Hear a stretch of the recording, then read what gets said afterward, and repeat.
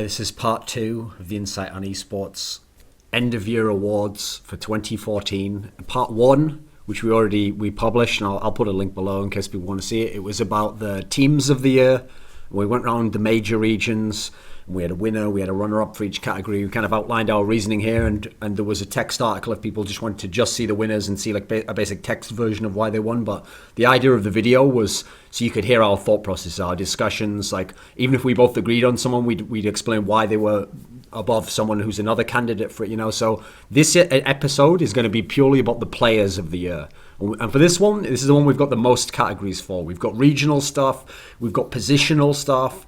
We've actually designed it so that it doesn't have to just be like everyone. The joke, obviously, Monty, is everyone thinks this is just going to be like a parade of only Koreans, and then this one with this. But actually, we've designed it so that there's a way that people who are Westerners can win awards without it being like we have to spoil the legitimacy of the award. Right. Notice how I mentioned that there, Monty? You don't have to spoil the legitimacy of the award just to get Western players in. I don't know who I'm saying that to. I'm just putting that out there, Really, we're just going off of the Riot model where we're creating separate categories so that the Koreans don't just win everything, right? Yeah. I mean, I've always thought that whoever worked in esports at Riot must have been a big fan of. I heard that in like long distance running, like certain sorts of marathon running and stuff, that eventually after people from like Nigeria and other countries like that had won so many times that they actually created a sponsorship model where, yeah, the winner still got the gold medal and all that sort of thing, but the guy who was just the first placed white guy used to get like a prize that was almost as good as like third place or something, because listen, people watching the show, some of them were from the West and they want to know how good that guy would do. So I feel like that's the model that Riot have embraced for their esports side of things, a little bit of an obscure reference, but I feel like it's got something to it. That's right. You have to reward all the people who aren't Kenyans. Exactly. That's the Riot model. So if we'll start the same way we did before, Monty, where we start with the conceit that when we talk about the Korean Player of the Year, that's just about Korea and anyone could be the Player of the Year. And so what I like to do with that, Monty, is first of all, it makes it sound like there really is a chance that all these players could be from the other regions. But at the same time, in a way, we're also sort of being dicks because since we set up that illusion, we then sort of ruin the actual Player of the Year by saying it first at the beginning. So I like it. It amuses me at least, Monty. If nothing else, our work should amuse me. That's like that's the baseline. If we can succeed there, I feel like we've made one person happy in the world. You know that logic that people always use. Well, I mean, that way for sure that you made it one person happy. Yeah, exactly. You got to make sure that you make it at least one person happy. Yeah, exactly. The philosophy of selfishness. Yeah, that's what we embrace, Monty. Okay, so the Korean Player of the Year. Now, everyone might think this is obvious, but I actually think this one, that Monty's going to disagree with me on this one. So let's see which way he goes on it. Who do you think is the Korean Player of the Year? Dade. Ooh, here we go. We've already got one, Monty. You ready? You ready for this?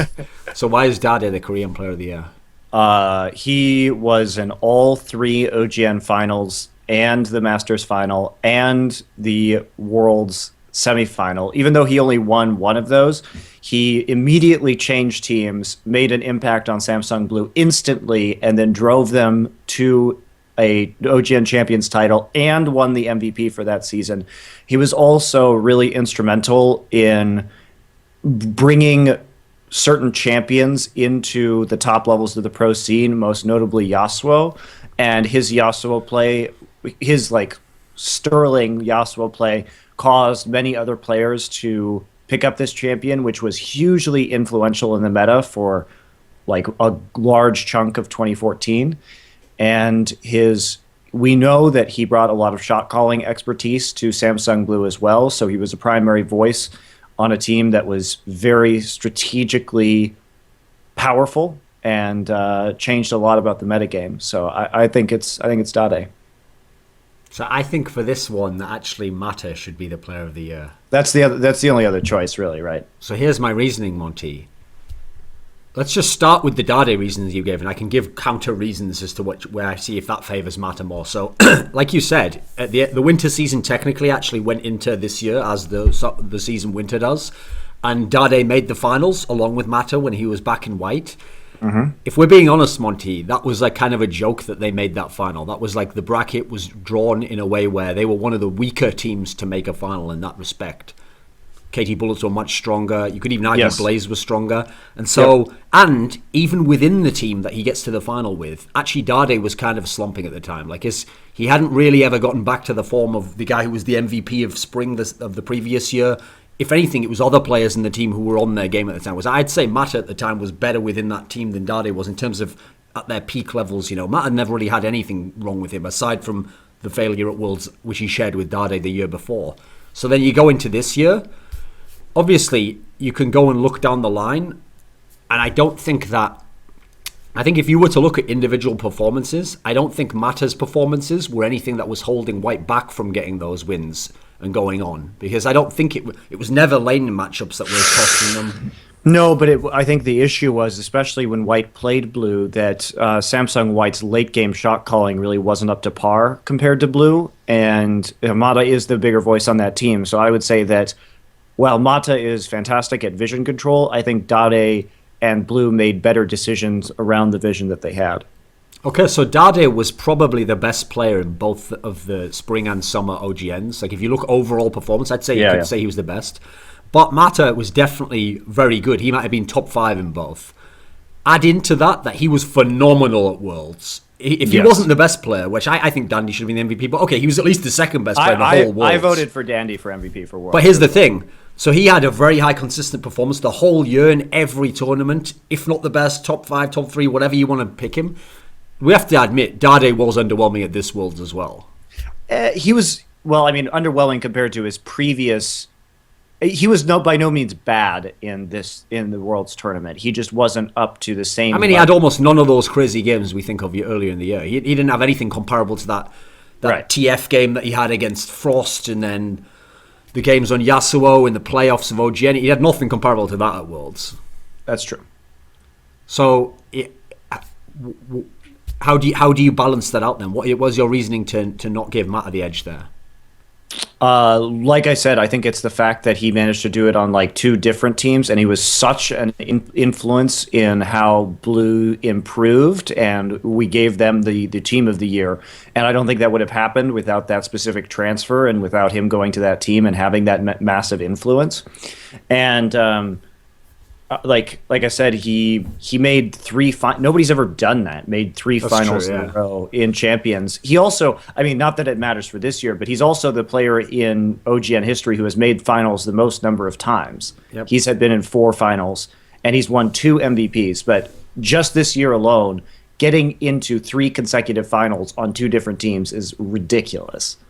No, you have a point. Here's the reason why I don't mind conceding this one to being Dade, because first of all, they are both incredible players. Yeah, it's really I feel like we're really kind of splitting hairs here, because I think you could make compelling arguments either way. But I have also always felt that it's a bias that I have, but in general, if the 2 players who are both amazing, they all have all these different factors going for them, I'm sorry, but unfortunately, if one of those players is like the main carry, main focal point guy who like has to get it done in terms of just even like skill output in every game, I always do kind of have a bias towards him and will edge it a bit. Like for example, when Madlife was like the god of like late season 2, early season 3, he was an incredible player.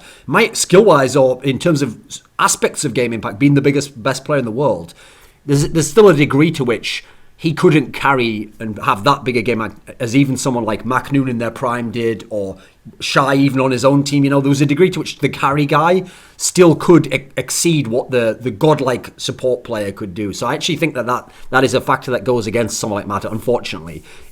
He's more reliant on teammates to a degree.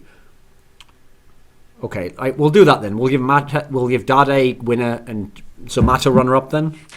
Yeah, and I think that this just has to go back to the logic, too, about... it's hard to say because Blue did innovate a lot in terms of team play, but Mata did innovate a lot in terms of when to ward, how to ward with the jungler, and so a lot of teams copied that style that Samsung White was showing in terms of your support roams and stuff like that. So it's really, really tough, I think, to call that one.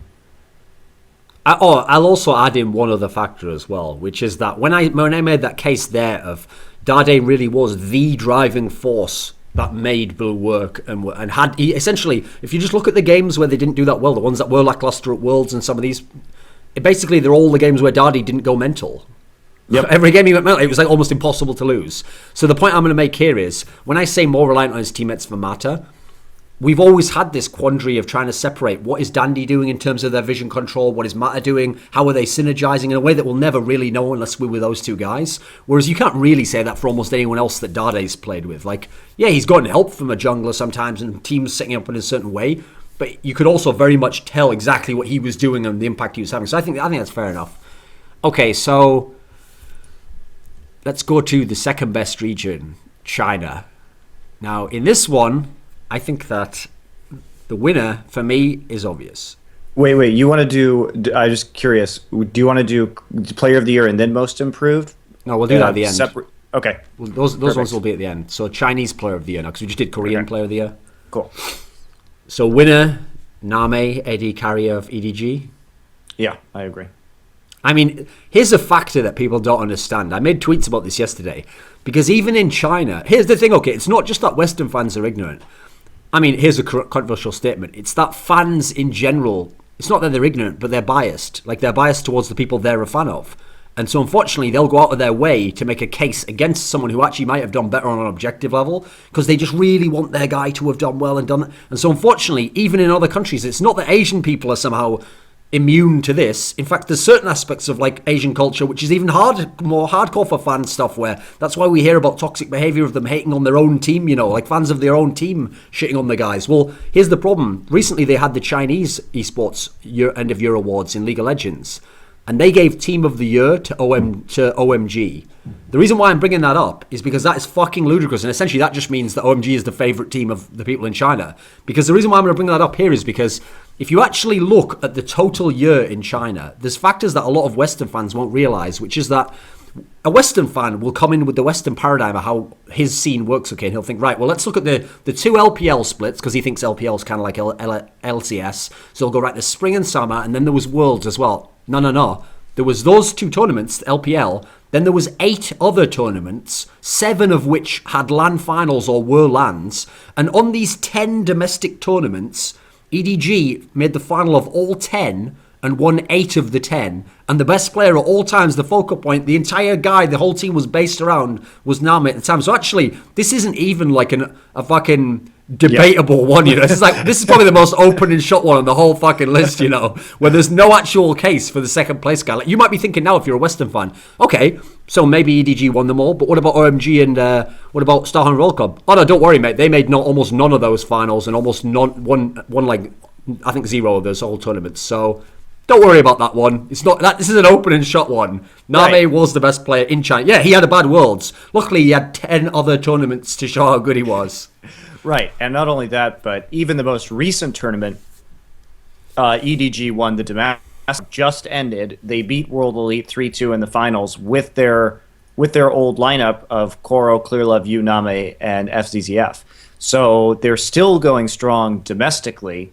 And this is also a tournament that, by the way, fielded the version of WE Academy that had Looper and Dade in it, and they lost to OMG in the quarters. And the one in the final had Spirit on and as the jungler for World Elite. Spirit and Ninja. So they had the new recruits, you know, they had these world-class players.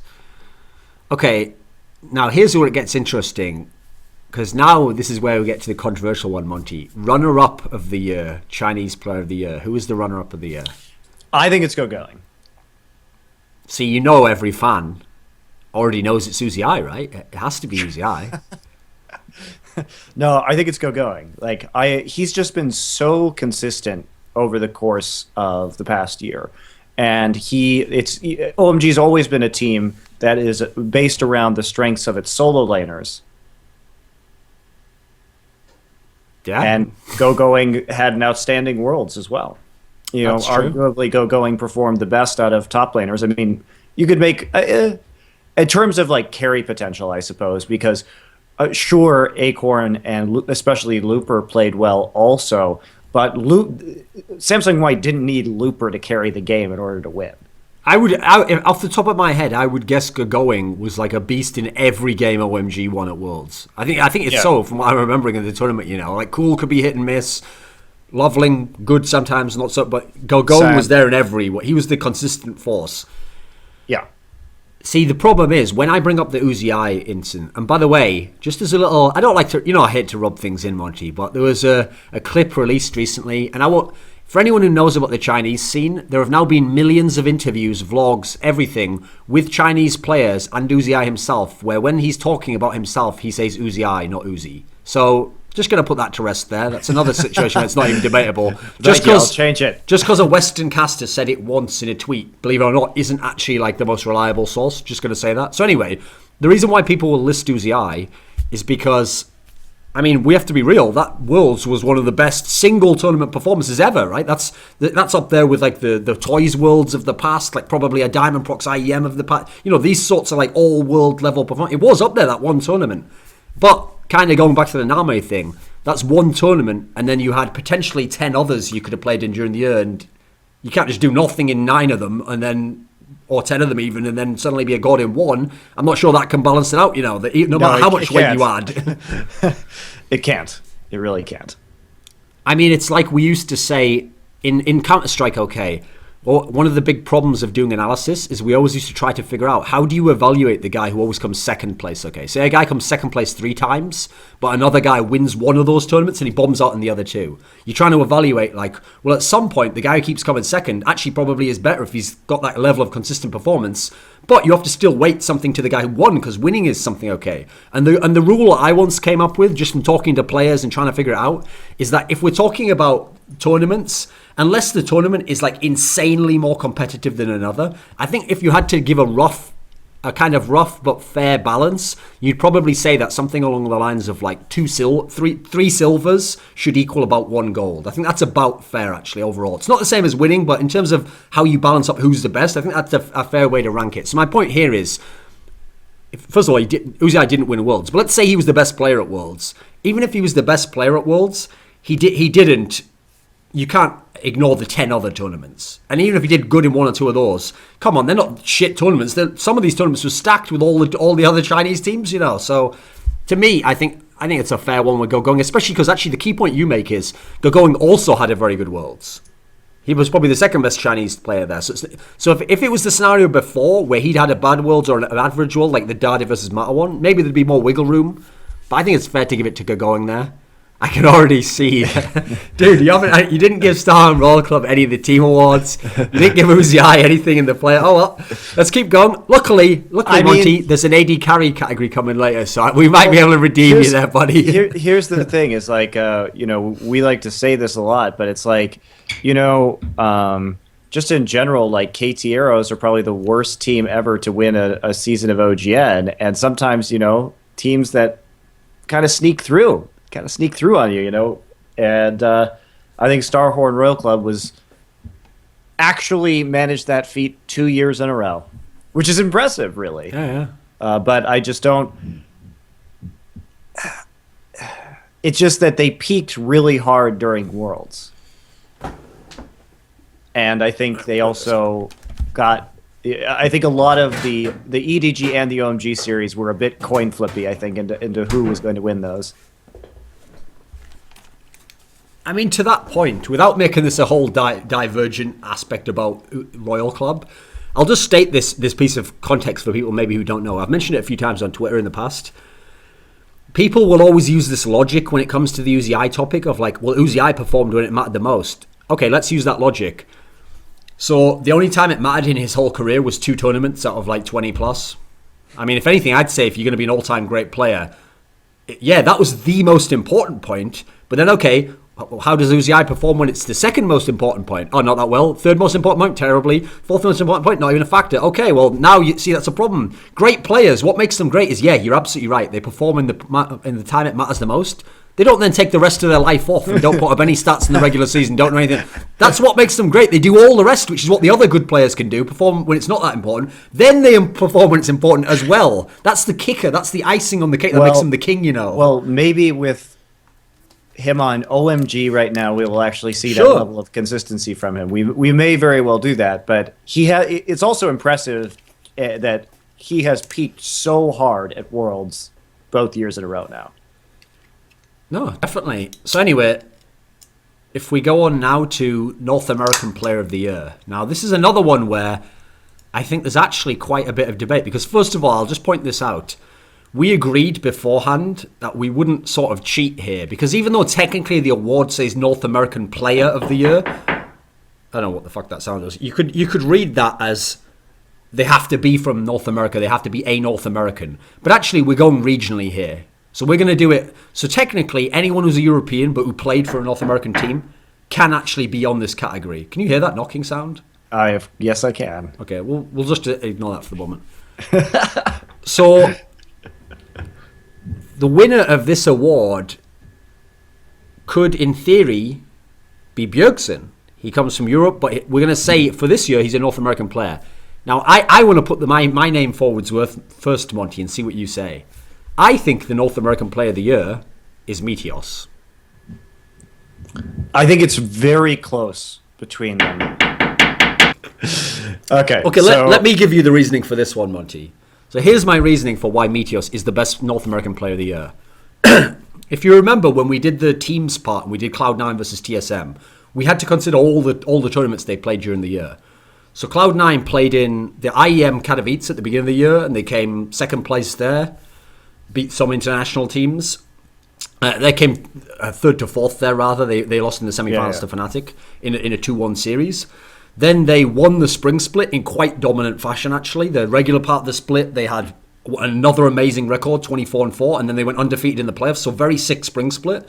Summer split was, in the meantime, they went to All-Stars, and they actually managed to win a game off OMG. Admittedly, they then lost. Okay, the best Western performance at All-Stars, and without even their real mid laner. Then you go on to the summer split, and they ended up with the best regular season record. Nothing comparable to the domination of previous seasons, but the best regular season record. And then they make it to the final. They were quite dominant up to the final, but then in the final they lost in narrow fashion. A very, very incredible sequence of all the crits and Wild Turtle. That was TSM winning the final of them, but in close fashion. So domestically, awesome stuff. And then to end the year off, then we had Worlds, and then obviously they actually had some great performances there. Beat Alliance, beat Najin White Shield, got into the round of 8, did the best of any Western team against the Asian teams, against Samsung Blue, and then now they've won in pretty convincing fashion overall the IEM tournament. So in terms of results, I think it's clear cut that Cloud9 was the best, as I made the case for yesterday. So now if we talk about players, if I'm evaluating Meteos' level, the spring split, I think that, there was a period in the year, mainly the summer split, where Meteos' level his impact seemed a bit less significant. It seemed like that was one of the reasons why Cloud9 wasn't as good for the summer split. And at Worlds, I have to say, despite how good Cloud9 was, actually he wasn't really a star at Worlds. Like, I'd thought he could be, but he was really more of he wasn't bad. He definitely didn't underperform and do terribly, but he just seemed like an okay player, like a good player, you know. The thing is that at Worlds for me and for the summer, or for the end of the summer split, it really was Balls and Sneaky that were shining the most. Yeah, they became the main carries of the team in that sense. Whereas in the past, it was Balls and Meteos, you know. Those were the two, and then you often thought of the bot lane as more just like a stable bot lane, doesn't lose. That was kind of like their trademark, you know. So anyway, the point I want to make is, it's going to be easier for people now, aside from IEM, to think that actually Meteos was a bit underwhelming this year, because summer split and then Worlds, he wasn't some super duper superstar. But I think people forget that spring split. That spring split, I think, is one of the best feathers in Meteos' cap of his whole career, because he came from Season 3 when he was famed for only the super farm up. Almost the Chinese Clearlove style, where the idea is you just farm all game and then you come into the team fight if your team's still in the game and you're like a fifth carry, and then that's why you win the game if you get to that point. Instead, in the spring split, he really did embrace all that criticism and became like a Dandy-esque style early pressure ganking, roaming all the time jungler, which was totally counter to his old style, and he was fucking awesome at it. That's part of why Cloud9 were dominating. And the thing about it is that if you consider his style in the previous summer split before they went to Worlds, he got away with that because the North American scene was so weak at the time. But by the time he showed up at Worlds, his farm style, that's why I think that's one of the primary reasons why they lost to Fnatic in the quarterfinals of Worlds in 2013, is because Fnatic was just all over the map with their teleports and their roams, and he was just farming. So I think that was one of the principal strategic reasons why they lost that series. And so his change, was excellent. And this one's hard, too, because there hasn't been the same level of consistency out of a single player in North America. But honestly, you also have to mention High here as well, I think, because his shot calling was so pivotal to Cloud9's success. And people forget, but he also had a very strong individual performance in the spring playoffs where he had like a 35 KDA just in the spring playoffs. And so, and that was against, the knocking. You just have to ignore that. There was like a best of 5 against TSM where they went 3-0. So I think that was a really pivotal moment for High as well. Now, his individual performance at Worlds was obviously quite poor.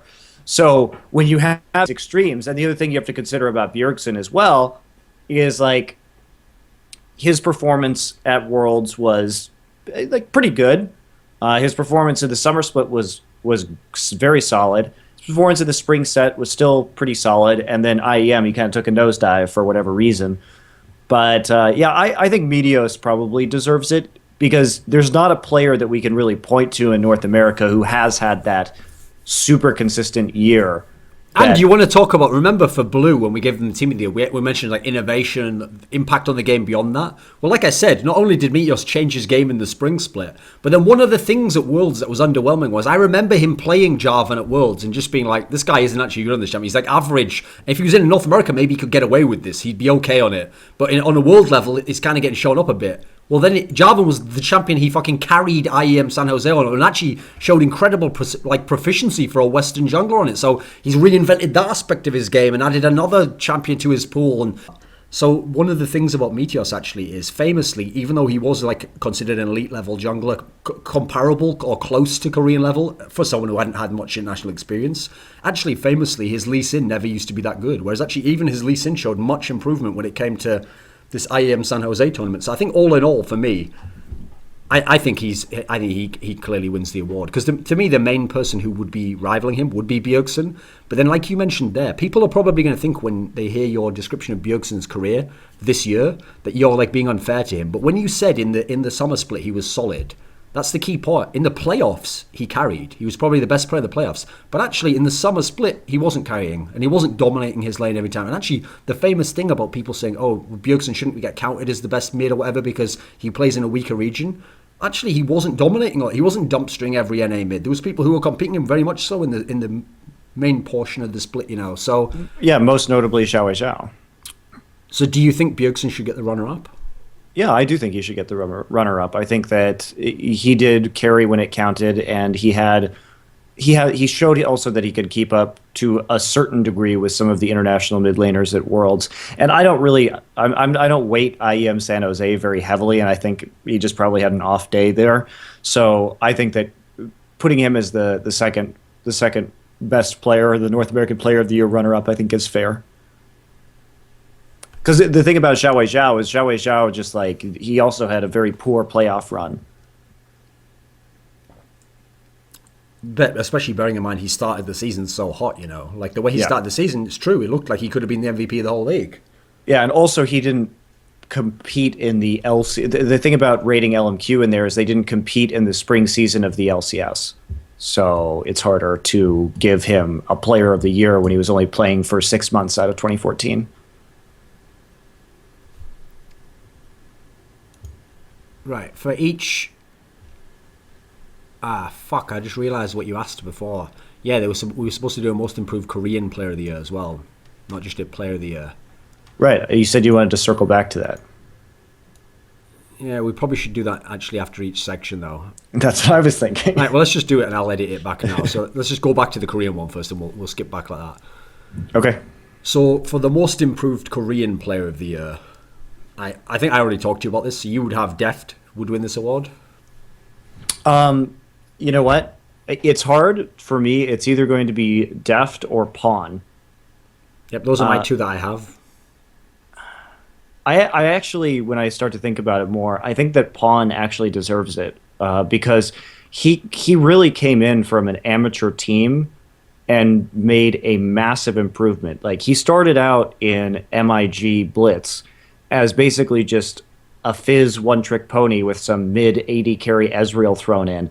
And he managed, you could see his development over the course of the year very clearly from being on white or being on blue during their run to the quarters, and then swapping over to white. And it's like every passing season, you could see his carry potential going up and up and up and up. You could see his champion pool just expanding and expanding and expanding. And he even was able to rival Dade in terms of Yasuo skills, probably from working with Dade. And I just see such immense talent development with Pawn that while Deft improved a lot as well, I don't think he improved as much. It's pretty much night and day with Pawn. So is but okay, that's where we have to break the award down then. Is it the level you improved? Like how much you improved? Or is it most improved as in like the player who was improved and then was the best of the players who improved? Yeah, that is the question, right? Because I mean, Deft was better out of the two players. Correct. In relationship to his position, we wouldn't say that Pawn was the best mid laner in Korea, but we would probably say that over the course of 2014, Deft was the best AD carry in Korea. And people, okay, the Deft one's hard because I always, actually, okay, I'll put it like this. If you ever knew any Korean hipsters in the scene, Deft was always someone who was referenced back in the old teams as still like, oh, he could be good. In fact, he used to always be one of the names. I always used to say, I wished CJ would try and pick up, back when MVP wasn't so good on blue, and like, I hope that would be a player they'd try AD carry to get Mad Life out of Space Prison, but they never did. But you have to say, if you go back then, it's not just that his team sucked. He also clearly was a worse player in 2013, and going back, he wasn't the same level of impact. It's like it's one thing if you really are like 1v9ing and then your team just sucks. He was also like a not as good a player. Like I feel like probably something to do with his team getting better gave him the room to grow into and become really good this year. Like how would you characterize his development? I think he needed someone to take a little bit of the carrying pressure off of him, because when Pawn was on blue, it was much more about Deft. I mean, certainly Pawn was solid, but he just didn't have that same team fighting presence back in the time when they were playing together that Dade did immediately upon joining blue. So, and White also needed a more supportive mid laner at the time because they already had very strong carries in kind of a playmaking AD, or like they had like a playmaking jungler and a playmaking AD carry, so it was better for them, I think, at the time to have a more supportive mid laner. Whereas I think the opposite was true. They really needed a playmaker on blue to actually get some of these initiations off in order to kind of take the reins and style on people. And I think that's what Dade provided. So it's I think it is a hard call. And you're right, it's hard to say too, because if we start using most improved, I mean, somebody could have been absolute trash and like gone to mid tier, and then they could technically be the most improved player. Probably like Gorilla coming from nowhere, and suddenly he's a top level player. I'm sure he improved more than all these players. Oh no, I think Pawn improved more than Gorilla did, honestly. But Gorilla could be in the running too. So yeah, it's just a matter of do you characterize a mid laner who went from, let's say, like 12th to 3rd place, arguably, which is probably about what Pawn's level at, or do you take Deft, who maybe went from 5th to 1st place? You know what I mean? When you talk about individual performance, this is an individual award.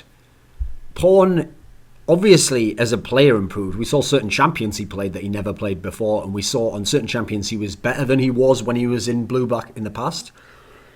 But also on white, he had like the most insane level of teammates imaginable. Like that, what level of luxury and freedom? I can't think of any other carry level player who had that much talent surrounding him. Meanwhile, on Deft's team, most of the players on Deft's team, once you remove Dade and Deft from their team, as they have now when they've all broken up and gone to different countries, I think you're going to see all those players drop off massively. Like Acorn, Heart, Spirit, they're not going to... Most of those players are going to be shadows of their former selves. Maybe Spirit can be good. I think the other two are definitely going to go way downhill. So to me, I think in terms of game impact, Deft's is surely higher than Pawn's, respective to their teams. But I think we saw that change. I think I would agree with you. So, okay, Pawn had a sick Worlds, but beyond that, what did he have? But we're talking about improvement over time. Okay. And yeah, he did have a sick qualification for Worlds too. And yeah. Okay, we can give it to Pawn then, because technically the award says most improved. So technically he did improve the most. So we can give it for that reason. So Deft is the runner-up? Yeah, I'd give Deft the runner-up right there. Right, okay, so for the Chinese most improved player of the year. Now my suggestion for the winner of this award... Actually, let me think, because I've just realised for this one, like I said with the North American example, oh, fuck, I don't know if I did actually. I had to edit this video, people, so I might not have said this, but basically, even though this is Chinese, technically the players who moved from Korea to China can be in this category. So if it was just Chinese only, my suggestion would actually have been the mid laner Yu from EDG. But if we're going to include Korean people, I'm guessing Zero, the support player, can be here. That's what I had. Because Zero went from a kind of a Vel'Koz playing backup support player on KT to a kind of Peelbot extraordinaire for Uzi. So that's pretty.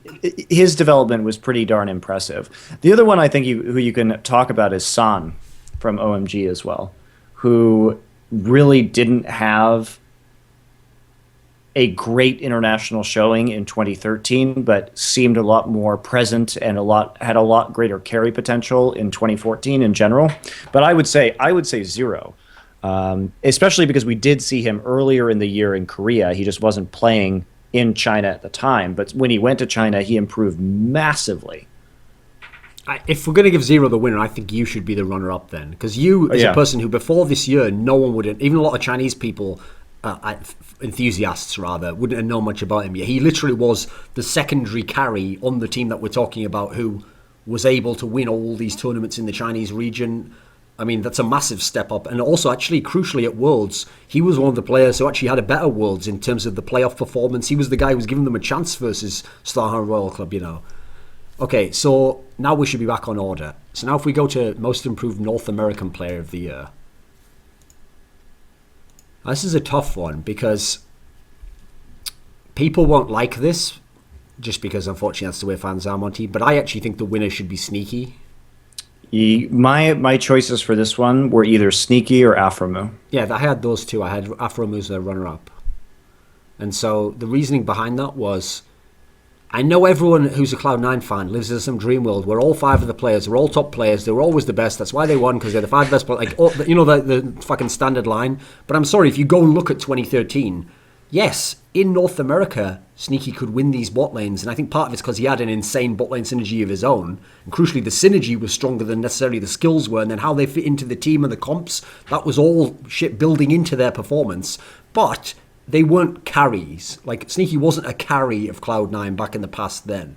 In fact, if anything, I think the fact that Meteos had that style made up for some of the carry potential that someone like Sneaky and High sometimes didn't have within the region at the time. He was able to function as a primary or secondary carry in the team fights where normally you'd want the burst mid laner or you'd want the AD carry to be the one getting all the kills, or that sort of a role. Whereas in 2014, actually, I think Sneaky, you could make a case in terms of just consistency, was the most consistent player on Cloud9 for the whole year. Yeah. And that's pretty crazy too. And also he did, by the time that this year ended, start to have some breakout AD carry performances as well, where he really was carrying very hard. At Worlds, some of his Lucian games were really impressive. At IEM San Jose, he was very consistent and playing at a level alongside Reckless. Now you also have to consider, like you were saying, the synergy of the team and the fact that because High goes just ham into fights, like he doesn't have as much pressure as a lot of AD carries on him, so he has a little bit more freedom because High will just sacrifice himself for the sake of a team fight and get those lower KDAs, but he absorbs cooldowns, and that gives Sneaky, more wiggle room, as it were. The thing about it, though, is that with Aframu, is that he never reached that level of consistency. When he was on, he was very good, but he also sometimes didn't perform up to his old level. Arguably, Aframu was stronger in metas that favored melee supports, whereas Sneaky was more meta resilient. But also, Aframu, you have to consider the fact that at the beginning of 2014, he was on Curse as an AD carry, made the switch to support, and then did very, very well after a role swap. So that is also pretty crucial, I think. There's also a factor for him as well where we actually have with him a case that we don't. The problem with the Defton Pawn one is you then have to look at, for examples, like they had changes on their team that crucially switched how things were. The good thing about Afrono is we actually saw him play with the exact same AD carry the year before. So we have like quite a good reference point to see that he himself clearly did go up a level. Like his impact on the old CLG, the one of 2013, was very hit and miss. And actually, overall, it was just okay. Like I remember back then talking to some players who were in or around CLG, and they themselves would even be like, yeah, he wasn't necessarily like what we thought he was going to be. Like we hoped his potential would be more and he'd like develop more. Whereas in 2014, okay, yeah, he did have some issues, like the whole team did with the playing performance playoffs sometimes.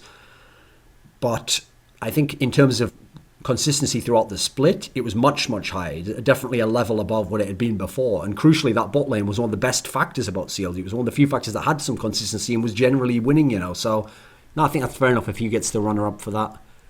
Yeah, I think though that part of what this is too is that Sneaky's improvement really did help contribute to the team's success at big international events, and CLG was never even able to qualify for this. So I think that Sneaky deserves it with Aftermoon as number 2. Yeah.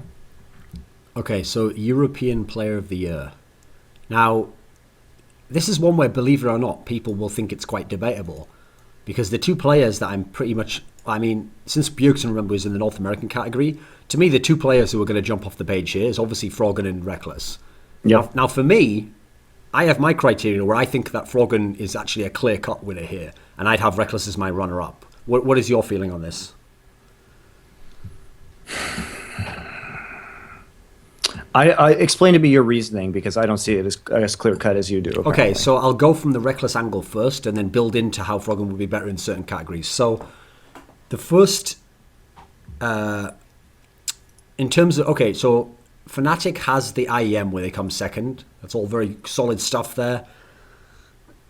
And obviously Reckless is one of the best players in the first half of the year, the first sort of 4 or 5 months. Reckless definitely was like one of the standouts for his team along with Yellowstar. I think the bot lane was really what was carrying them there. And in the spring split, we all remember that insane start of like 7 games where the numbers were like off the charts and they hadn't died or something insane like that. And then overall for that first spring split, his numbers were phenomenal. But what people forget is, yes, Fnatic won that split, but actually overall, when you looked at how the last part of that split even went, actually Froggen's numbers were a huge part, and his play was a huge part of how Alliance turned it around as well. Yeah, the team turned it around, but then he also had like half of an MVP sort of performance himself, so it was even debatable on that season who was definitely the MVP. Okay, they gave it to Reckless, his team won overall, he did have the best stats, fair enough, he wins the spring one, but with Froggen still having an impact there.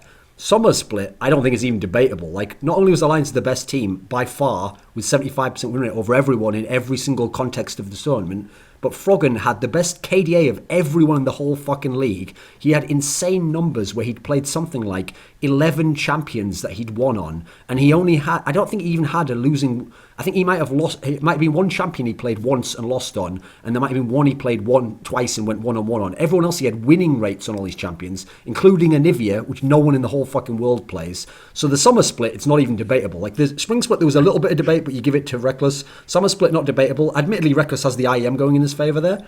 Then you go forwards to Worlds. At Worlds, I think both were a little underwhelming, actually. Both had games, they were underwhelming in as much as their consistency. Both had games where they would do really well, or they would do well against good opponents, like obviously doing well against Deft, if your Reckless was really impressive. I don't know why people make out as though Goon beat and destroyed Froggen somehow in those Najin White Shield games, because actually Froggen was a primary factor in both games. In the first game that they lost, wasn't he something like 4-1-2 or something on Twisted Fate, and he was like the guy getting all the kills that built them the lead they almost won with. Then in the perfect game, he was definitely a key factor there. Then not so much in the perfect game. He was not so much of a key factor as Shook was, but sure. But I mean, it's not like he was just average there, and even in the good game, he didn't do much. He was clearly still a key factor to the team. Then Reckless's Worlds was kind of like he'd have a good game, then he'd have an average or a bad game. He'd have a good game, then he'd have an average game. I mean, it's not, dude, the guy didn't start crying just because he lost. It's because it was like the Piglet type thing. He knew that he himself hadn't played the way he wanted to, and he felt like he could have done more in the game, and he could see how he himself hadn't impacted the win.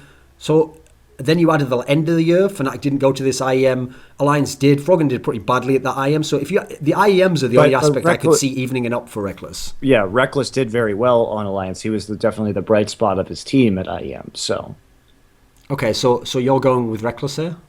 No, I agree with you after your reasoning about Froggen.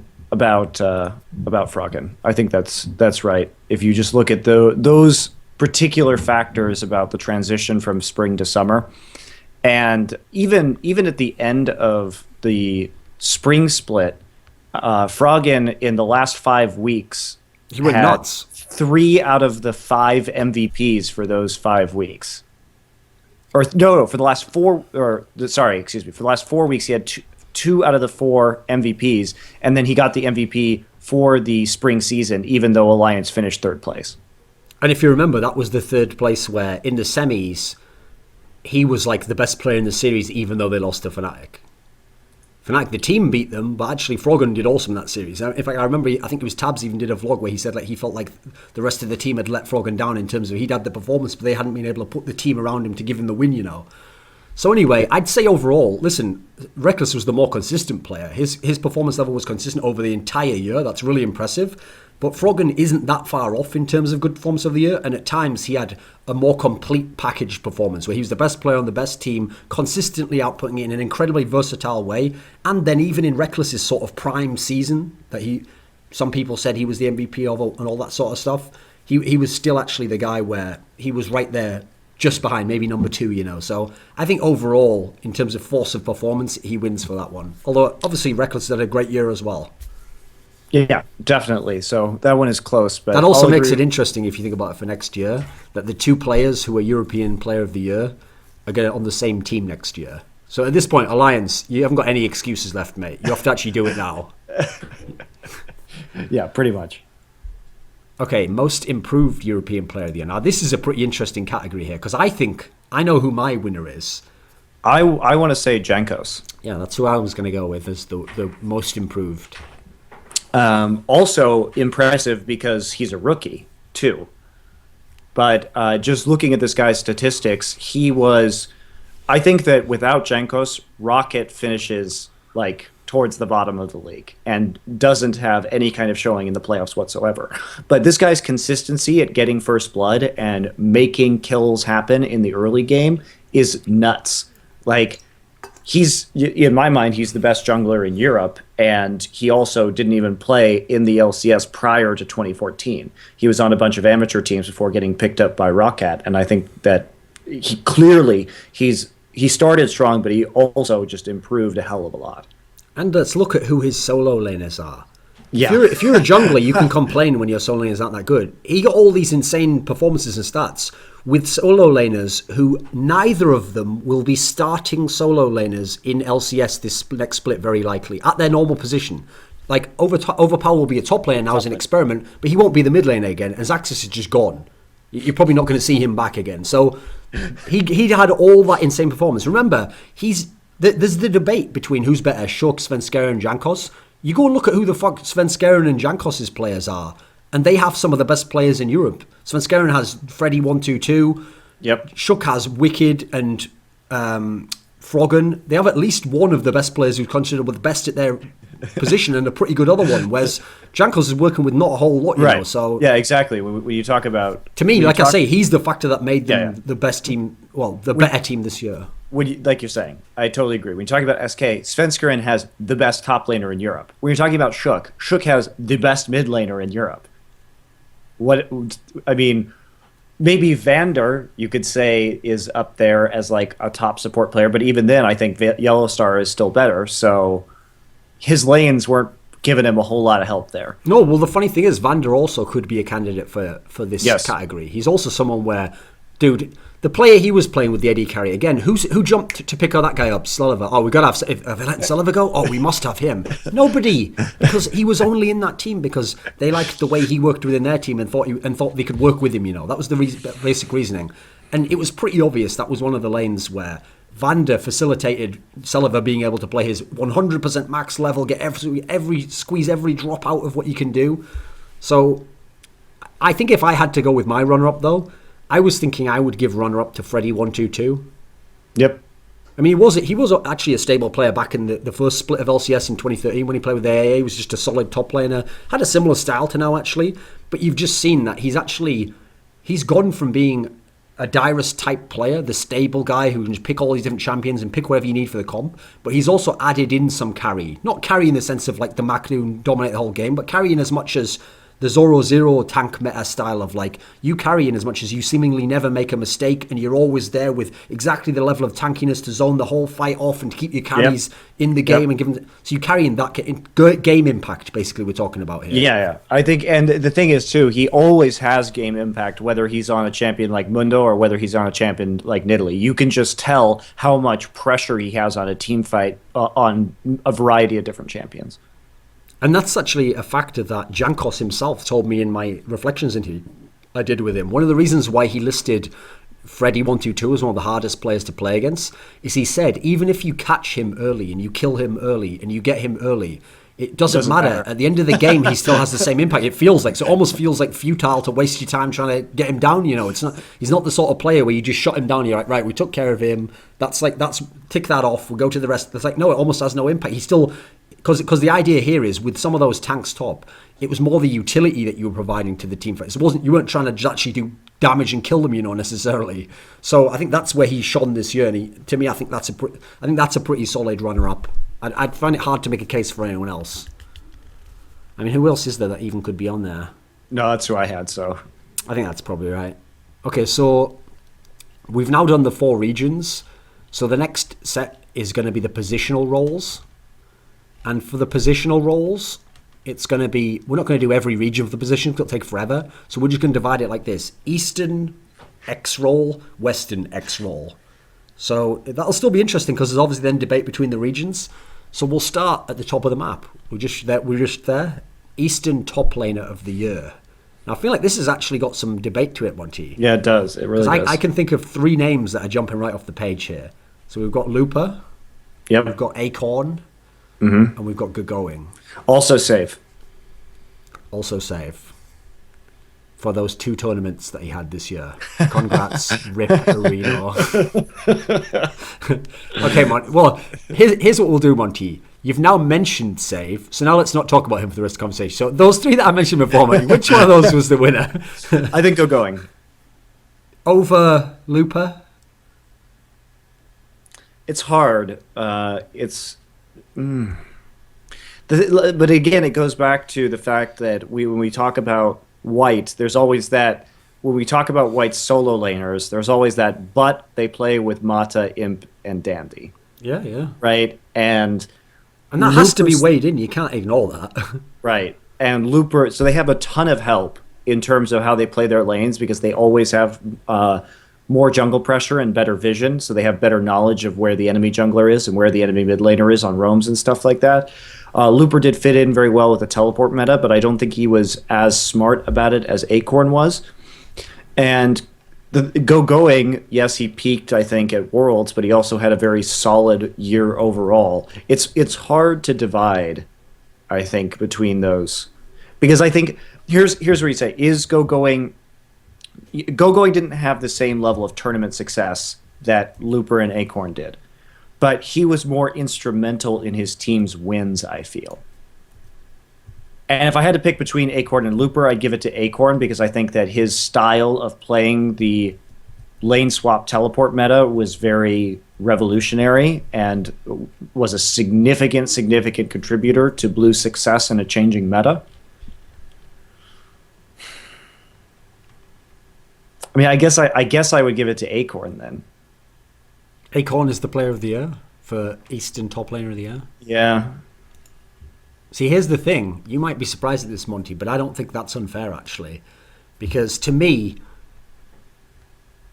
once you get past the carries, like on Blue, unfortunately, you have to acknowledge a lot of it to the carries. Like I was saying before, if we use that logic, games where Deft and Dade didn't do well, Blue just straight up lost. Because the whole point is, if they win against a team like a White, they're not going to beat that level of a team if they don't have their superstar carries carrying a lot, because those were the primary forces, But once you get beyond that, to me, yeah, Heart was very serviceable, and Spirit had in the first part of the year, yeah, he was very effective. But to me, once you get past the 2 carries, the guy who has the next most game impact is Acorn. Firstly, because in the spring split, what Amaze does is the way he was able to hold his own against all these other top laners he was playing against. He was playing against Lupa, he was playing against Save, and he not only held his own, sometimes he beat them in lane.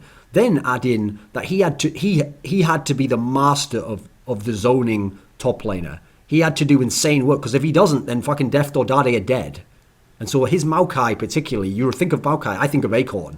Getting in there with that and just zoning everyone out and giving Dade a chance to do the insane plays, and then Deft's just on the outside hitting every skill shot. But that's all facilitated by Acorn. Otherwise, you take Acorn out, that'll make him a little bit less.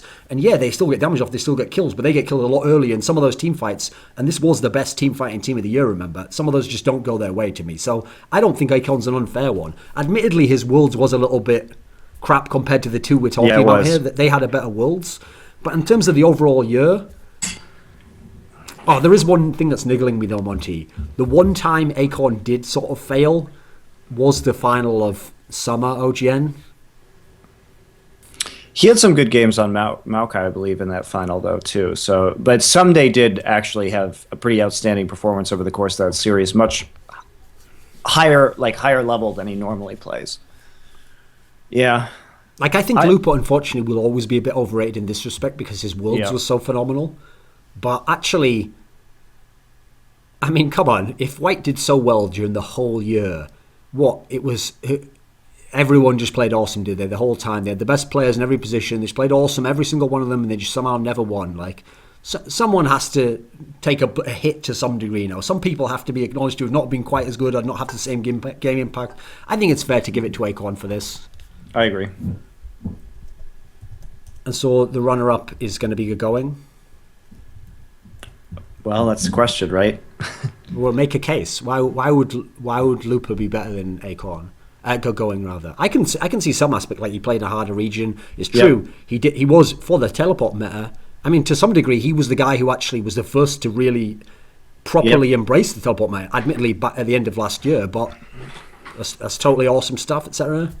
It was really, like, his teleport usage has always been good in that regard, but I also think that Going was more instrumental to his team's success. I mean, he was a carry. Yeah, Looper, not so much. His performance could be average, and Samsung White would still be dominant. So we'll give it to Going. No, I'm fine with that. Okay, so we'll go to the West now, Monty. Western top laner of the year. Now, if we're going to be fair, remember, we have to take the whole year into account. I mean, there really are going to be 3 names that are going to come out here. It's going to be Freddy122, we mentioned before. There's going to be Balls for Cloud9. And then the third one is going to be Soaz. In as much as early on in the year, I think he was good on Fnatic. You know, like that? I don't like Soaz just because, like you're saying, early he may have been good, but he fell off and had some very poor performances at tournaments, whereas Balls and Freddy maintained greater consistency. Now, Freddy, it's hard to evaluate him because he ended his year with a team that was kind of obviously gimped from the fact they didn't have their coach there that they had relied on for the entire year, and that Svenskeren was suspended for 50% of their games in the group stage. So... But that said, Balls also was one of the principal reasons. He was always one of the top players in lane. And as summer wore on, Balls was the one who was really doing a lot for Cloud9. And not only that, he had really good games at Worlds, I think, and was pretty instrumental in that crucial tiebreaker that they had against Najid White Shield, where his Rumble ult crushed that game for them. And yeah, he continues to be pretty spot on as a top laner, solid in lane, rarely loses lane, and then goes on to have major game impact in team fights as well. The one thing that isn't so great about him is his IEM San Jose performance. I think was his worst of the year. Overall, his Lissandra was not good. His positioning was kind of wacky. It was uncharacteristic, but I think that's the only minus for Balls. Also, he won more tournaments than Freddy did. I think that Balls actually struggled early in Summer Split, though. If you remember, the Meteos and Balls combo, which had been in the West definitely the best jungle top synergy of all of them, where they used to always get rolling early. They always used to do well. Balls seemingly always got that first kill and got up in the lane just from a Meteos gank within the first 6 minutes, That clearly was a factor that was struggling early in the split for them. There's also the aspect that it's true Balls did some carrying this year, did some decent amount. But I actually also think Freddie, it's hard because he never really carried in terms of he was never the guy who got loads of kills. He never played the carried champions to get the kills. So you can't really say he carried in that respect. But he also worked with a lot less on his team, actually, I think. Yeah, he did. And I think the entire bottom half of the map, just in terms of skill, wasn't that impressive for SK. It's part of the reason why in the summer split they fell away a bit. They couldn't really handle some of those teams out there. They couldn't even really, in the regular part of the split, handle teams like Millennium. Support Crew even were kind of holding them down just with better skilled players, basically, just beating them in lane, beating them in fights. You really saw how much they relied on the strategical aspect and having a good team concept. I don't mind giving it to Balls for that one, actually. Just when you add up the overall amount of tournaments and the overall impact, I think that's fair enough to give him it. So is Freddie 122 the runner-up? Yes, definitely. Okay, so let's go to the jungle position. Now, this one is going to be interesting, Monty, because this is going to be interesting. I think that we actually have different opinions here. Eastern Jungler of the Year. Now, first of all, it says Eastern, Monty, so that includes China. That includes the Southeast Asian regions. And so I say that so that we can now talk entirely about two Korean players. So, Dandy and Kakao. Which one is it out of Dandy and Kakao, Monty? Dandy for me. Even though Dandy didn't win a season of champions in the year, and Kakao did, and Kakao was really bailed the KT Arrows out of that final by magnificent play in Game 4 of that series. Dandy, for me, was the MVP of the World Championship and had an outstanding performance. And he's a playmaking jungler in a vein that no one else is. Like, his mechanics are ridiculously top tier. He's so good at feeding kills to his carries. He sets up amazing Lee Sin ults. His Rengar is astounding to watch. He's just truly excellent. And Kakao is, he's the other jungle god, right? But Dandy, I think, with the better team performance, by the end of the year, eclipse Kakao. I mean, to me, the main factor that makes it easier to give it to Dandy is that Kakao didn't get to go to Worlds, and so we never got to see what he could do there. Meanwhile, Dandy, to me, I agree. I think he was the MVP of the tournament. So take that out of the equation, you'd have quite an interesting debate over just the OGN seasons, because in terms of how they had impact on the game, what's interesting is this is like the carry thing before. A Kakao carry game is Kakao plays Lee Sin, or he plays Kha'Zix, or he plays maybe even Rengar or something, and the difference is he goes to the lane, he gets the kills, and he's up 5 kills, he's up 7 kills, he's dominating, he's invading the jungle. Dandy's style, for anyone else, would be almost like a Cyanide-esque thing where you're setting up your lanes to get the kills and you're giving everything up to the lanes. The difference is he'll do that and yet dominate by doing that. He can dominate the whole game by doing that. So the difference is a Dandy sick carry game is one where he has like 18 assists and 2 kills and 0 deaths, So on the stat sheet, it doesn't look as insane until you realise that, wait a minute, Lupa looks like he's like 7-2-4 here. Wow, Lupa must have dominated the whole game. Then you go back and watch the game, and Lupa was just in lane, getting fed kills by Dandy and letting the lane push in, and then Dandy comes behind and basically Dandy is like he's the guy where if you were the Flame or the Froggen type solo laner, that's the jungler you dream of playing with. You put Kakao with the guys who were the just serviceable solo laners, and you're going to give the kills to Kakao. It's like a different mentality on how to play the jungle position almost, and they're both godlike at the other spectrum of it to me. Well, I mean, Rookie, I wouldn't agree with that because I think Rookie did very well with kills, but definitely with Someday, I would say that. Rookie's no pawn, my friend. And Someday, yeah, exactly.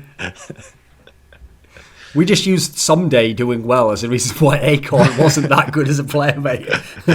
So yeah, enough said on that one. No, I think that's fair. Actually, I thought you were maybe going to go on the Kakao side with that. But like I say, unfortunately, they do have good factors going for them. But I think the accomplishments one is the one that is going to edge that to Dandy over that one. The consistency, right. And then to do that well at Worlds and win the whole tournament and outclass every other jungler in the whole tournament.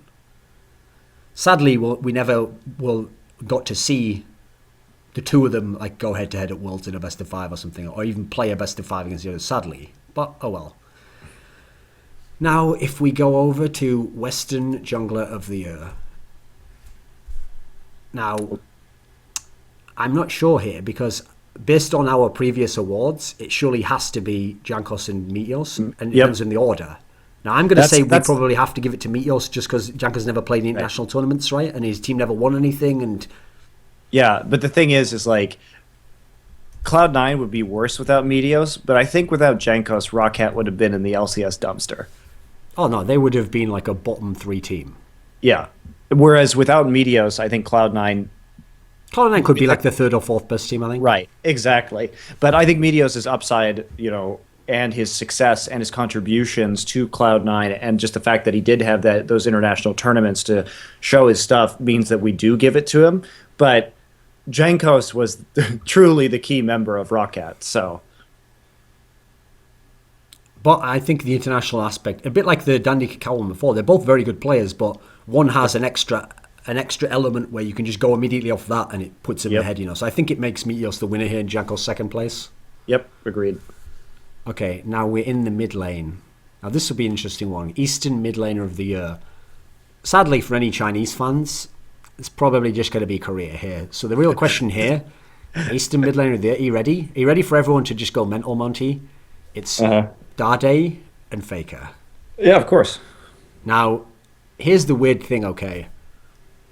I actually feel like you actually can't make a reasonable case that it's Faker. I think Dade has to win this one, surely. Yes, yeah, he does. Because even though Faker beat him in the Winter Championship, the thing is that when Faker was having issues with his team and Mandu was benched, Faker gets number 2 because he still hard carried that team when they won, like ridiculously hard carried. He 1v9'd more than anyone in the whole year in League of Legends. Yes, he did.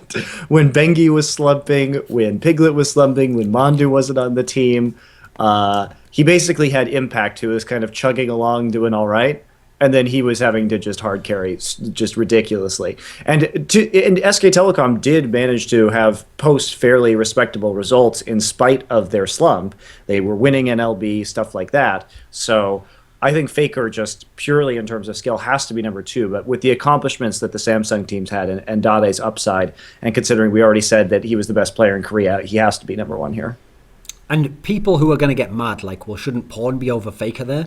No. Pawn has everything on the accomplishment side. Faker has everything on the performance side. There's not really any difference. And also, again, to go back to it, Pawn has everything on the ridiculously skilled teammates who provide him crazy vision and leeway and relieve an immense amount of pressure on him. Meanwhile, whenever anybody plays SK Telecom, the Faker's just walking around with crosshairs on his back. Monty, Pawn plays with Dandy. He plays with Imp, he plays with Matter. I don't even need all those, Monty. He can keep most of them. Just give me only Dandy, and Faker would be so much better than Pawn in terms of game impact. It would be fucking ludicrous. Just Dandy alone. I don't need the others. Just give me Dandy alone. It's true. Meanwhile, who the fuck was Faker playing with this year? Every single player on his team was worse this year. Every single one. Even Impact quickly. No one even brings him up in those conversations for the top laner, best top laner and all that stuff. Yeah, Piglet had some games he was all right on, some games where he wasn't that good. Everyone else noticeably was worse. Faker's level wasn't really noticeably worse, even though we moved into a totally different meta era of how to play the game. And on top of that, even the accomplishments side isn't as ridiculous as it looks. Like, they only finished round of 8 both seasons. And yet both seasons they played the team that we think is probably the second best in each of the seasons, but they played them in the round of 8. So this isn't ridiculous. SKT really could have been the 3rd or 4th best team in both of the OGN seasons. That's not an outrageous statement when you consider some of the teams who made it on the other side of the bracket. I mean, fucking SKTS made it to a semi. Well, the thing people are going to point to is like, oh, well, Faker got wrecked by Pawn in the solo lane during regionals, but first off, SK Telecom's pick and ban phase, basically they just counterpicked Faker. I don't know why they were doing that, but they had an atrocious pick ban phase where they were just like blind picking him Kassadin and blind picking him Talon and all this other shit. And so, yeah, he was getting crapped on by Pawn, but at the same time, Pawn had Dandy and Faker had Slumping Bengi. So there's also 2 great phrases, Monty, that I've never forgotten because they're so perfect for describing the whole Pawn versus Faker argument. One of them, I actually prefer just because it's a comic book reference. I think it's just the wittiest one, which is that Kryptonite kills Superman, but Kryptonite isn't Superman. Kryptonite can't fly, it can't see through walls, can't shoot thing. All it can do is kill Superman. Now listen, Pawn evolved from being Kryptonite to actually having more of a game and having more of an impact. And actually, by Worlds came, he was a pretty solid carry. He could do a lot himself, but a lot of him killing Faker was that he was Kryptonite. And he wasn't. That doesn't make him better than Superman. That just makes him able to kill Superman. And then the other way to say it, with more of a historical bent, is the line where you say, just because you killed Jesse James doesn't mean you are Jesse James. That's true. Anyone can be killed, Monty. Yeah, I agree. But so Faker number 2, Dade number 1. I think that's pretty clear cut. Let's go on to Western Mid Laner of the Year. I mean, this should be pretty clear. Oh, here we go. Well, it should be Froggen. Yeah, I think Froggen is surely first and Bjergsen surely second. Yep. I think that one's just it seems open and shut. Super easy to deal with. Obviously, Froggen, both of them, each of them won one split of LCS. Each of them funny is both the core player on their team. Both of their successes are perfectly in line with their style of play and their strengths and weaknesses. So Froggen's is like grinding consistency, playing that style, versatility, have no one champion he has to play, no one that you can ban him off, just grinding, doing his job. When Alliance wins, he's nearly always one of the main forces, if not the main force in the game, doing well. In general, I realise people are going to now only be thinking of Worlds and IEM here, but in general, Froggen actually is usually the guy where when Alliance lost in the past, like in playoffs or they had hard games, he would still usually do quite well. And sometimes he did 1v9 and sometimes in the spring split. Whereas Bjergsen's more like the peaks and valleys guy. His peaks are so high that it makes you want to think he's a god, but then he'll also have the valleys. Now, usually the valleys aren't as bad as the Unicorns or Love Game, but usually the valleys he'll just look average. Or sometimes he'll play a Zed and you'll think, wow, he's going to get ready guys, get the highlight film ready, and it'll just be an okay game actually. It won't be the super dominance you expect. So I think overall, and that's a fair way to rank them both. They both had their own strengths and specialities, and also crucially, I don't think anyone else can stand up to either of them over the breadth of the year. Yeah, Xpeke had occasions when he would come alive. Yeah, Zhao had half a split where he was a god, but aside from that, no one really can stand up to them in the two regions, I don't think. Also, Zhao, he didn't play in LCS in spring, so we go back to that as a factor. So, Eastern AD carry of the year. Now this is a tough one here, Monty, because first of all, it's going to be another section where people who are fans of UCI get really mad. Because to me, this is just which order do we put Name and Deft in? Yeah. I would say Deft over Name.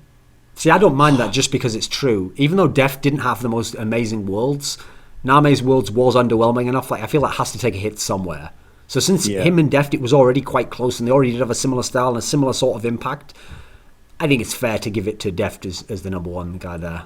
It also, and people will say, well, what about Imp? Well, Imp, like, he's a great carry, but he also was not awesome at the beginning of the year. He ramped up over summer and into Worlds, and especially because I feel like the meta where he could be that playmaking AD carry on champions like Twitch was influential to his continued success. But Deft maintained that relevance throughout the entire year. And sure, Deft was very much helped out by the fact that Dade and the team synergy that they developed, and Deft's laning phase has been pretty awful the entire time. It's also not ridiculous to suggest that Imp, part of what made Imp look so good was specifically beating up Piglet over and over again in Best of X series. Like but Piglet was never good in lane either. That's the thing. No, but I mean, Imp would get sort of like a buff when he played against Piglet, it seemed like. He really was up for those games, whereas actually Imp was one of the guys in the series versus Blue, the ones that they lost, where he'd actually be a bit lackluster, you know? Yeah, he would. And even games where Mata and Imp would dump all over Deft and Hart in lane, Samsung Blue would still win, and Deft would still be a major force in those wins, even if he was down, if he had been killed several times during the laning phase. So, okay, I think that one's pretty clear cut. I mean, again, for the Name one, well, we already went over this with the Chinese player. Like, main carry, yeah, one really bad big tournament, but then the rest, incredible consistency, really high level. I don't think that's much of a problem there. Western AD Carry of the Year. I feel like from our previous answers, again, the two names, it's got to be Reckless and Sneaky, right? Yep, in that order too. I mean, Reckless was up there as a close second for the European Player of the Year. And Sneaky, of course, we said had the greatest level of improvement. And to the degree that we do see, it was really fun at IEM to see Reckless and Sneaky, who were both in very good form at IEM, going head to head and having those very even scores and really being the true carries in that best of three that they played. But Reckless, I think, and of course, Cloud9 was very successful, and so was Fnatic. But I think Reckless was more instrumental throughout the entire year. When you look at the entire year, he was more instrumental to Fnatic's success than Sneaky was to Cloud9 back when Meteos was going like straight up God mode and stuff like that in spring. Now we've got one position left. Oh, Eastern Support Player of the Year. This one's going to be tough, man. Really think about this. Like, I don't want you to just go with your first answer. Like, I mean, listen, there was FCZF. There was no. The winners matter, right? Yep. But the question is, who was second place? That's a hard one, actually. I'm going to have to go with Hachani. Are you being serious? I'm fucking with you. I can't see your face right now because you have your webcam, but I wish I could have. I'd actually say Gorilla. Yeah, actually, I think that's a good one. Actually, I think Gorilla overall, especially when you consider every name we're going to have on this list. So let's go all the people who would be suggested. Okay, so you would go with Mata, Heart, Zero. Every one of those players plays with an AD carry god. Who the fuck does Gorilla play with? Zephyr. A guy who looks like won't even be the starting player for his team, or at least he wouldn't have been in a world where, well, he won't be because they have OQ. So odds are they'll go with OQ as their starting. They don't even think he's good enough to be the starter. So that's even debatable. He's the best AD carry in his fucking organization. So to me, Gorilla, he was the Jankos of his position, you know. He made fucking miracles with not a very good player at his position, you know. Also, yes, the Janna pick was taken in China beforehand, but it was really Gorilla's Janna play over the course of the Korean regionals that made that pick such a huge part of the World Championship in the meta since then. His Janna play was revolutionary and shaped the entire metagame surrounding Worlds. Watch the way Zero played Janna. Because here's the thing, right? Mata, when he played Janna, Mata is a god on everything. He can do whatever he wants. Take him out of the equation. But watch Zero after the regionals where Gorilla picks up Janna. And what happens was, Zero almost copies the exact style of how you use it to protect the carry. Like, use the ult to knock the other carry away when your carry's about to be killed. Not necessarily just get on everyone and try and heal them the old school way, you know. And it's almost like he took that over to getting to use Uzi Eye as his carry with it. And that's why he was way above the level we thought of him as the past, you know. So to me, yeah, even on individual play, Gorilla awesome, but innovation as well is up there. And there's not a lot of that at the moment, unfortunately, at the support position. There's not that many players who are super innovative, you know. It's a lot of people playing the same meta, it seems. So I think that's a fair runner-up there. Okay, here's one where I think we're actually going to agree on this one, but I think fans will get mad here. Because to me, Western Support Player of the Year, I mean, listen, if you saw the article I published yesterday, you know which way I'm probably going to go with this. I would say the winner of this award should be Yellow Star, and I think the runner-up should be X-Special. Yes. You can make a case for Lust Boy as well, I think, actually. Yeah, but okay, here's the problem though, Monty. If it's Western Support Player, he can't count anything he did with Blaze. Oh. Okay, fine. I mean, how can he, you know? Yeah, that's true. That's fair. But because he only played in like half a split, like half a season on TSM too. So maybe next year will be his year. But yes, Yellow Star, I think, definitely number one. He contributed so much to the Fnatic lane and success alongside Reckless, and was very consistent in his play across metas. And I mean, his roaming was for a Western support was phenomenal. Yeah, I think he is pretty clear cut. And X-Special, I think, did very well on a rather underwhelming Curse team. And the thing about X-Special is he may not have had the same success. He may not have been able to go to Worlds. Curse may not have placed very well inside the LCS. But without X-Special, I think Curse is in the LCS dumpster. I think like that's the Jankos like Rockcat situation applies to X-Special and Curse. Yeah, I think that's fair enough. Yeah, that's the thing. He worked with not a whole lot. And crucially, there's other people who had the chances to beat him. Like, for example, who knows, if Lemonation had had some incredible innovation, maybe he could have been in this conversation. Afromu, if he'd had great playoff performances and they won, maybe he'd be up there. But a lot of these people had factors which disqualified them, and then what happened is it's like Special's level was super consistent at a certain level, and other people disqualified them below his level, and so he was just waiting there to come second overall, basically. And obviously, he doesn't have the international competition to put him in contention with Yellow Star. So I think once you reason those all out, I think that's actually a pretty set 1 and 2 there. I think that's hard to disagree with those. So now we have 2 categories, which is most improved Eastern player and then most improved Western player. So the idea is, we did it before for regions, but now we're going to try and see over the 2 hemispheres, which, well, that's not even right. The 2 sides of the world it would be. So most improved Eastern player of the year. Pawn.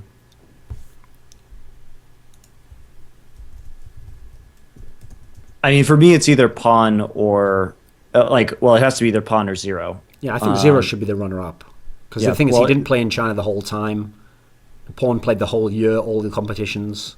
Yeah, so Pawn. Well, I mean, those were our kind of feelings on that. We had Acorn as like a backup for most improved player, or who we have for Korea for the backup for most improved player.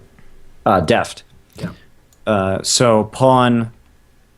Yeah, I'd say Pawn and then Zero would be pretty notable improvements. Pawn, again, just from his time on MIG Blitz to his skill now is pretty insane. Okay, so for most improved Western player, the winners we gave for North America and Europe was Sneaky and Jankos. So I'm guessing those are going to be the 2. And is Jankos first? I would say Jankos is first. I think that's fair enough.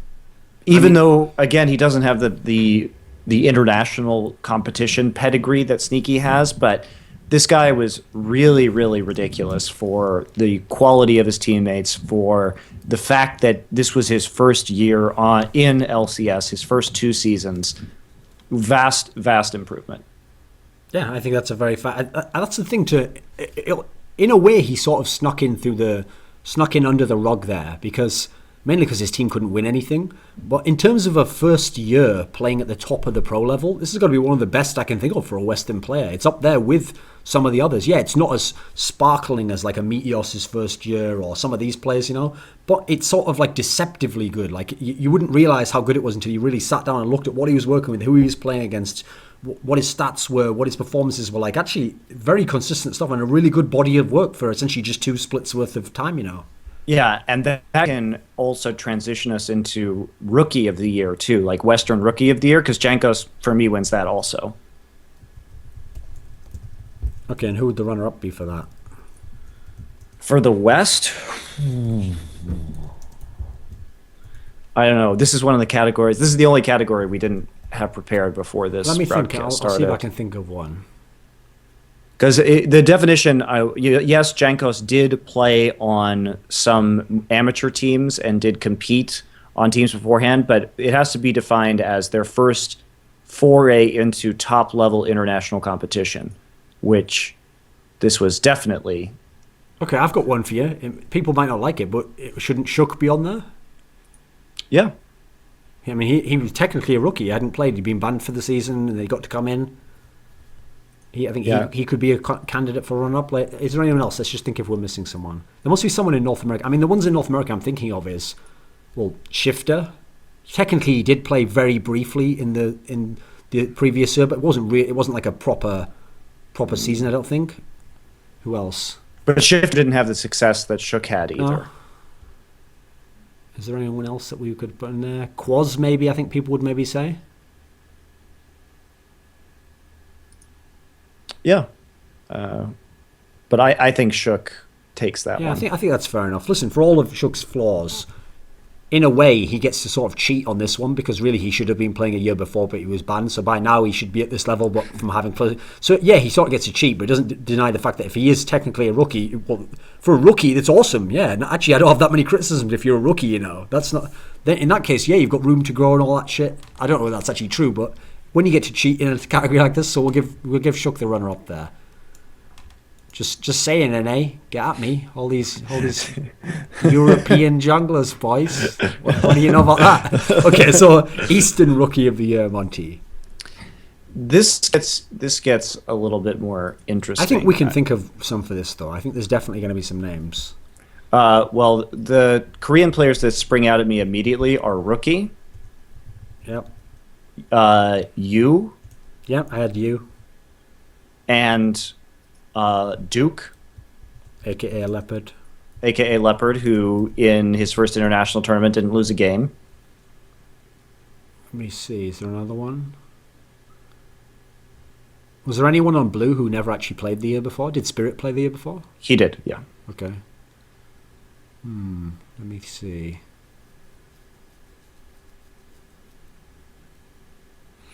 See, if it was up to me, I'd probably actually go with you as the Rookie of the Year there. That's the thing is that, well, I don't know. I think Rookie showed a lot of carry potential on the KT Arrows, but the thing is the KT Arrows were much less consistent than I mean, he has one EDG accomplishment, basically. It was a big one, but it was one. Right. So, yeah, I guess I'd give it to you as well. And we'll give Rookie the runner-up. Yeah.